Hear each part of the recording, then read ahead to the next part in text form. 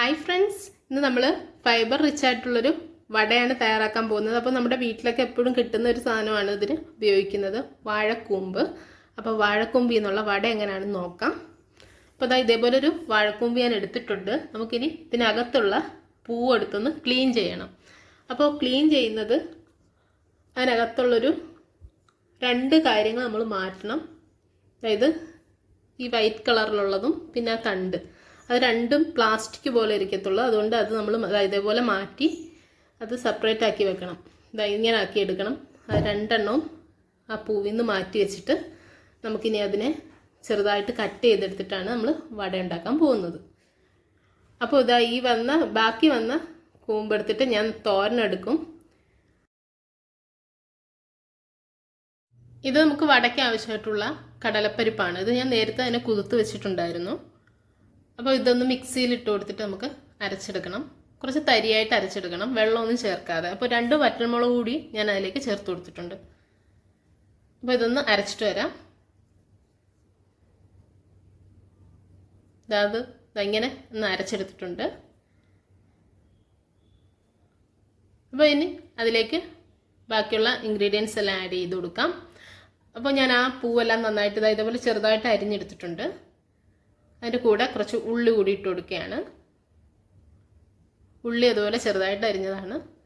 ഇനി അതിലേക്ക് കുറച്ച് വെളുത്തുള്ളി ചതച്ചതാണ് ചേർത്ത് കൊടുത്തിട്ടുള്ളത്. ചതച്ച് കൊടുത്താൽ മതി, അപ്പോൾ നല്ലൊരു മണം വരും. അതിനുവേണ്ടിയാണ് ചതച്ചിട്ട് കൊടുക്കുന്നത്. അപ്പോൾ ഇത് മല്ലിയിലയാണ്. അടുത്തായിട്ട് കുറച്ച് കറിവേപ്പില ഇതുപോലെ ചെറുതായിട്ട് കൈകൊണ്ട് ഇങ്ങനെ പിച്ചി ഇട്ട് കൊടുത്തിരിക്കുകയാണ്. അതിൻ്റെ ഒരു മണം വരുന്നതിന് വേണ്ടിയിട്ടാണ് അങ്ങനെ ചെയ്യുന്നത്. ഇനി അടുത്തതായിട്ട് കുറച്ച് മഞ്ഞൾപ്പൊടി ചേർത്ത് കൊടുത്തിട്ടുണ്ട്. പിന്നെ ഇത് കായവും പൊടിയായിട്ടാണ് ചേർത്ത് കൊടുത്തിട്ടുള്ളത്.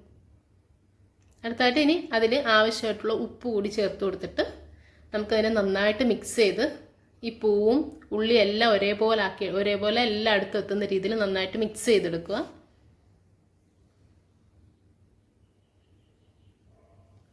എല്ലാം ഒന്ന് മിക്സ് ചെയ്തെടുത്തിട്ടുണ്ട്.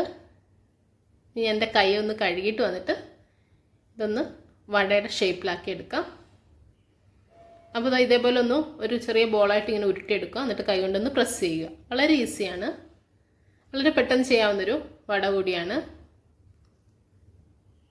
അപ്പോൾ ഇതെല്ലാം ആദ്യം ഞാൻ ഇതുപോലൊരു പാത്രത്തിലൊന്ന് ചെയ്ത് വെച്ചിട്ട് പിന്നെ എണ്ണ ചൂടാകുമ്പോൾ അതിലേക്ക് ഇട്ട് കൊടുത്ത് ഫ്രൈ ചെയ്തെടുക്കുകയാണ് ചെയ്യുന്നത്. നല്ല ചൂടോടെ കഴിക്കാൻ ഏറ്റവും നല്ല ഒരു വടയാണ്.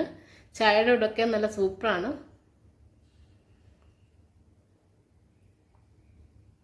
അപ്പോൾ എണ്ണ ഒന്ന് ചൂടായി വന്നിട്ടുണ്ട്. ഇനി ഞാൻ അതിലേക്ക് വടയൊന്ന് ഇട്ട് കൊടുക്കുകയാണ്.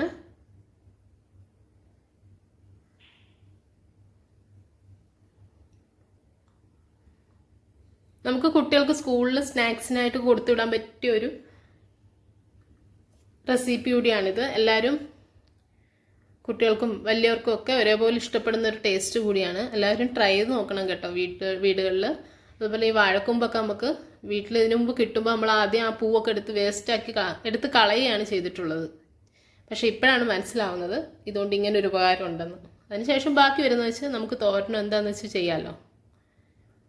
അപ്പോൾ നമ്മുടെ വട ഫൈനൽ സ്റ്റേജിൽ എത്തിയിട്ടുണ്ട്. വടയൊക്കെ റെഡി ആയിട്ടുണ്ട്. എല്ലാവരും വീടുകളിൽ ട്രൈ ചെയ്ത് നോക്കുക.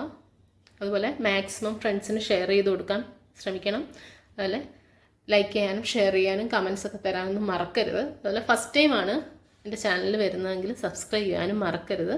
അപ്പോൾ ഇതേപോലെ നല്ലൊരു വെറൈറ്റി വീഡിയോ ആയിട്ട് കാണുന്നവരെ എല്ലാവർക്കും എൻ്റെ താങ്ക്സ്. ബൈ.